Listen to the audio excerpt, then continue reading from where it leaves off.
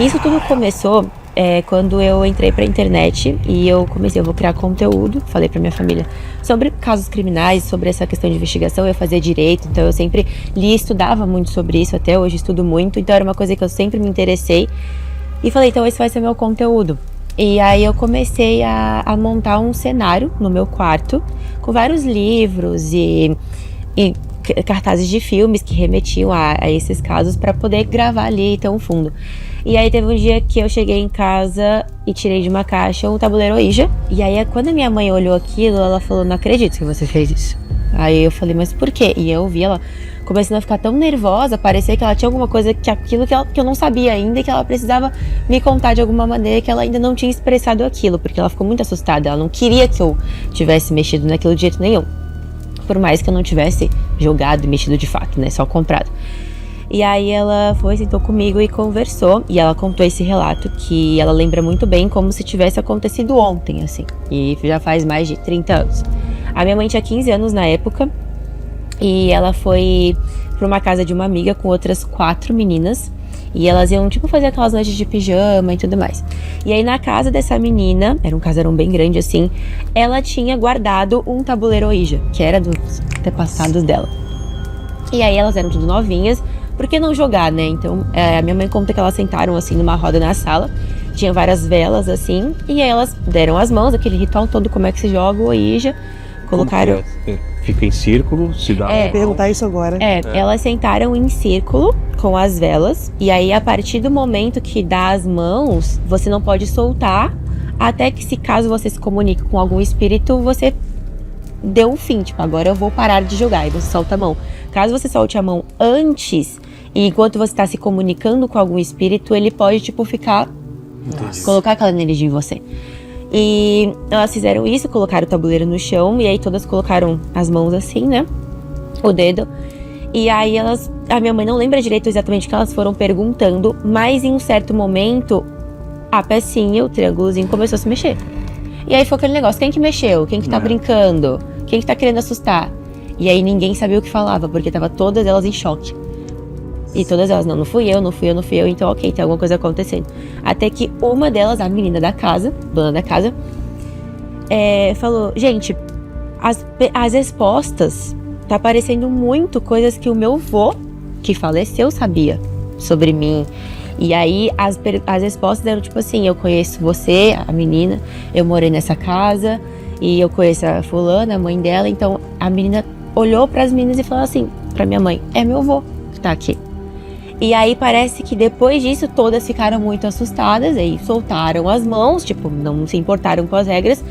E aí as coisas começaram a ficar complicadas mais a partir daí, porque a menina tava calma, por mais que não parecesse, porque ela sentiu que era o vô dela. Então acho que, dependendo da sensibilidade dela, ela sentiu que era uma energia boa, de certa forma. Mas e como isso assustou as outras meninas, elas acabaram saindo e indo em direção à cozinha da casa. Quando elas chegam na cozinha, elas dão de cara, parece até cena de terror, elas dão de cara com a mulher que trabalhava na casa, com a família da menina, roendo as velas que estavam lá. Ela tava roendo e comendo as velas. E minha mãe conta que olhou ela com o olho virado assim, e ela tava falando linguagens, tipo assim, que elas não entendiam nada. Mas ela tava falando pras meninas. Uma língua estranha. Uma língua estranha. Não era um espírito, era uma pessoa. Era a mulher que trabalhava na casa. Só que não era a voz dela, não era a língua que ela falava, e ela tava roendo e comendo a vela. Meu Deus. Então, e aí parece que ela tinha quebrado as coisas da cozinha, e então ficou uma coisa assim. Aí parece que elas voltaram pra sala e essa mulher manteve elas lá na sala, não deixava elas irem embora. A mulher que trabalhava lá, que aparentemente tinha alguma coisa, né, respondendo por ela ali. Possuída, né? Sim, respondendo por ela. Era o que todo mundo ali tava tentando entender, né? Então ela não deixava as meninas irem embora. E aí a minha mãe disse que ela sentia que ela tava paralisada, assim, que ela não conseguia sair mesmo. Parecia que alguma coisa tava mantendo ela ali, que ela não conseguia simplesmente sair correndo. Porque ela fala que quando ela contava isso pras pessoas, por que você não saiu correndo da casa se a porta tava aberta? Mas ela não conseguia sair, ela não conseguia tirar o pé do chão. E aí ela conta que essa mulher ficou mantendo elas ali até esse estado de transe acabar. Quando esse estado de transe acabou, a mãe da menina chegou em casa, da menina que morava na casa, e juntou elas ali, elas estavam todo mundo muito assustado, assim. Aí ela junto a minha mãe falou que ela contou assim: a fulana que trabalha aqui, ela é médium, ela é espírita. E ela parece que mexia com essas coisas, ela trabalhava com essas coisas, de rituais e tudo mais. Então ela era uma pessoa muito sensível para energias. A sensibilidade faz Muito, disso. muito. Então é como se o que, ou sei lá, aquilo que elas tivessem conversado naquele momento foi direto a energia na mulher, entendeu? Porque foi a pessoa que abria as portas para essa energia entrar, querendo ou não, sabe? E ela... A minha mãe contou que essa mulher tava muito desesperada, tipo assim, como vocês não pediram pra mim antes? Como vocês não contaram que vocês iam fazer isso antes? Porque ela ia avisar, de certa forma, sabe? E aí elas foram embora, minha mãe disse que nunca mais voltou naquela casa. E uma coisa que me chamou muita atenção quando ela contou é que os dias se passaram, as meninas tinham até esquecido dessa situação. E a mulher que trabalhava lá contou pra menina, na casa.